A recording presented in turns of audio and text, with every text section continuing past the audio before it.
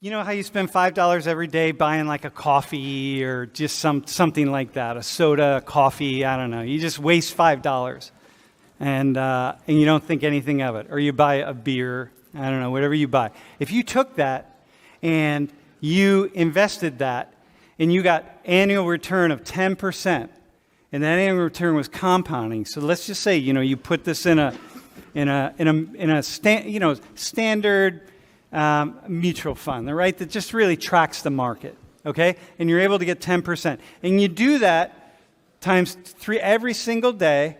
At the end of the year, you have $1,825, okay? And you do that for 45 years. So 1825 times 45 is $82,125. That's the blue right here. And so that's a pretty good idea. Then you should do that. You should start today. Take $5 and go open up a fund with, one of the mutual fund houses or whatever, and just start putting money in every single day. You can do it on a monthly basis, but the point is you take $35 a week. At the end of 45 years, see that? That's how much it's worth because of compound interest. So when you get to my age, if you start doing it right now, and you get to my age, that's how much money you're going to have. If you can track 10%, if you can track the market at 10%, the market, they're probably going to be lucky. It depends on what happens because, climate change is probably going to take us all down. But nonetheless, if it doesn't, and you're able to get 10%, let's say you're even to get 8%. Well, if you get 8%, maybe you end up right here. But that's a lot of money. And that, you know what that is? That's interest and time right here. Can you take a look at this? So this is net worth. And we're looking at median net worth. And we're looking at black people, Hispanic people. This is mostly Asians. And look at white people. So can one of you, can you say a few things about this regarding what I just talked about, compound interest? Yeah, so I think that's like a main way people are able to accrue wealth over their lifetime is by investing. And I guess if you look at the graph, you would say that whites and Asians are more likely to invest versus blacks. But then you can also look at it like systemically by the U.S. government and how they redlined a lot of areas. So redlining was a practice that the government did where they did not give loans or mortgages to minority areas like the inner city of Philadelphia. They said that area was red and hazardous and not worth investing in. So they turned away all those people for loans and gave loans to white people over blacks. And then that's how I think we see the disparities of wealth is due to that practice from 80, 90 years ago, because you're set up so much lower compared to a white counterpart. So the idea is that, hey, you have these communities, and if we're going to funnel certain communities in, like Hispanics, black people, poor ethnicities of white people in different times. Like at this point in time, white people are white people, right? But that has not been the case in the United States over the years. Certain ethnic groups were very much discriminated against over other ethnic groups. So the idea is, there are all these ways in which certain groups of people over time have been able to accumulate wealth. And as they accumulate wealth over time, if we think about that last graph, it's like, is it surprising to you that the median net worth of white people would be so much higher than, say, black and Hispanic people?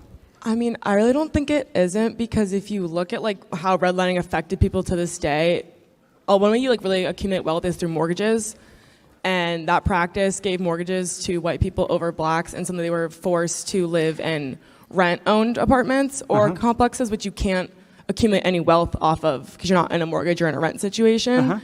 And then if your families have been in that cycle for so long, it's so hard to get out. Versus if you're set up with somebody who has been in a family with a mortgage, you are more likely to get one later on. For most Americans, the primary generator of net worth, the primary investment vehicle for people's net worth is not stocks and bonds, it's their house. And so if you're not able to invest in a house, in a neighborhood that is going to accumulate value, not one that's going to go down in value or remain the value will remain, horizontal instead of horizontal, then it's the problem. Do any of you want to go back to say anything about this and compound interest? Do you have anything to add? With the compounds interest, that was something I learned in my personal finance class in high school. And like, I know that's not something that a lot of people have access to.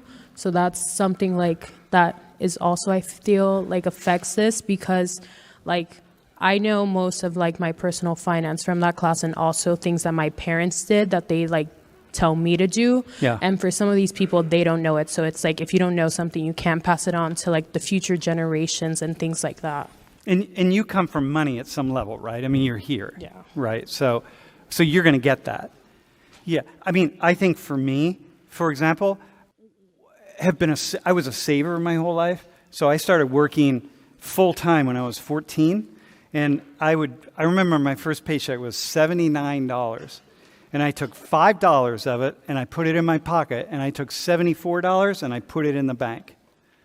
And then my next paycheck, same thing. Next paycheck, same thing. And I had my first $1,000 and I bought a certificate of deposit, which meant that I generated like 9% interest as opposed to 5 back then. Okay? Right next door to the bank was a trading house where I could have bought stock. I could have invested that $1,000 in a mutual fund, but my family didn't know that. I could have bought stock. My family knew nothing about that. My mom was just like, well, you put it in the bank. Well, can you go forward to that graph again? Go ahead back. Yeah. See the blue right here? If I put it in the bank my whole life, getting the kind of interest that we got, that's what I'd end up with. But no one taught me that. So like, okay, but I'm still responsible because I could have learned. I could have walked into that place and said, yeah, what are you guys doing here? Like, what is this? What's it all about?